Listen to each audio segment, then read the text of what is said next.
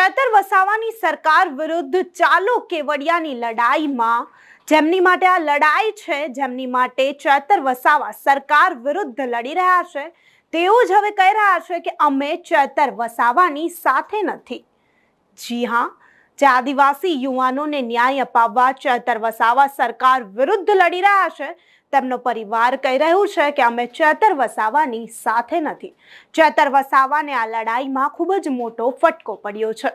નમસ્કાર, હું અમરીન અને તમે જોઈ રહ્યા છો નિર્ભય ન્યૂઝ। નર્મદાના કેવડિયામાં જે બે આદિવાસી યુવાનોને ઢોર માર મારવામાં આવ્યો અને તેમાં બંને આદિવાસી યુવાનો જે છે તે મૃત્યુ પામે છે, ત્યારે જયેશ તડવી અને સંજય તડવી આ બંને યુવાનો મૃત્યુ પામતા તેમને ન્યાય અપાવવા ચેતર વસાવા મેદાને આવ્યા। તેઓ અધિકારીઓ સાથે પણ બાખડ્યા, તેઓ પોલીસ અધિકારીઓ સાથે પણ તેમણે બબાલ કરી અને તેમને ન્યાય અપાવવા સરકાર વિરુદ્ધ ચાલો કેવડિયાનું આંદોલન પણ શરૂ કર્યું। ત્યારે તેમના સમર્થનમાં અનેક આદિવાસી નેતાઓ પણ જોડાયા, આદિવાસી સમાજ પણ જોડાયો। તેમણે આદિવાસી દિવસ જ્યારે હતો, જે તેમનો સૌથી મોટો તહેવાર કહેવાય, ત્યારે પણ ચેતર વસાવાએ આદિવાસી દિવસ ન મનાવ્યો અને આક્રોશ દિવસ મનાવ્યો ફક્ત આ બે યુવાનોને ન્યાય અપાવવા માટે।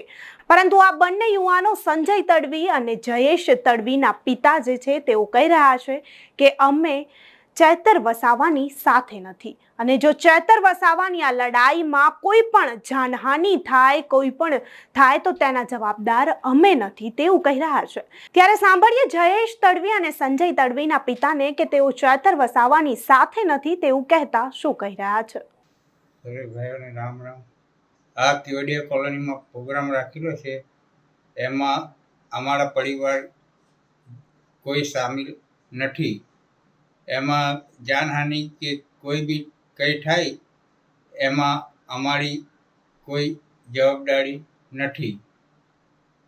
મારું નામ ગજેન્દ્રભાઈ રમણભાઈ તડવી, ગામ ગભાણા।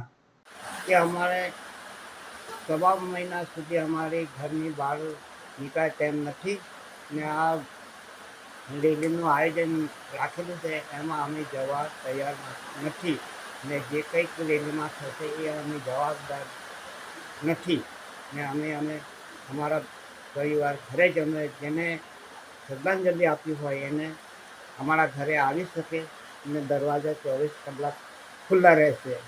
જો ચેતર વસાવા સંજય તડવી અને જયેશ તડવીને ન્યાય અપાવવા માટે સરકાર સામે આંદોલન ચલાવે છે, ત્યારે આ બંને યુવકોના પિતા ફરી ગયા અને કહી રહ્યા છે કે અમે ચેતર વસાવાની સાથે નથી।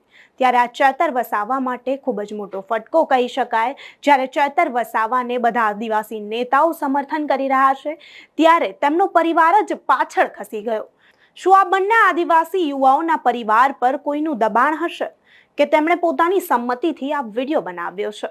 ખેર, અત્યારે આદિવાસીઓ આ યુવાનોને ન્યાય અપાવવા ચેતર વસાવાની સાથે છે।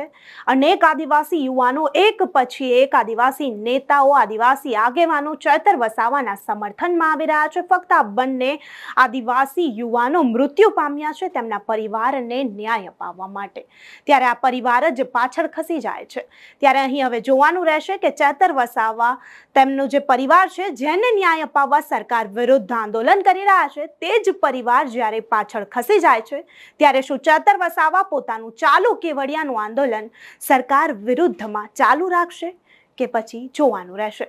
ત્યારે ચેતર વસાવાની આ લડાઈ વિશે, જે આ બંને યુવાનોના પિતાએ જે કહ્યું, તેમના નિવેદન વિશે તમારું શું માનવું છે, અમને કમેન્ટ કરી ચોક્કસથી જણાવજો તથા અમારી ચેનલ નિર્ભય ન્યૂઝને લાઇક, શેર અને સબસ્ક્રાઇબ કરવાનું ભૂલશો નહીં। આભાર।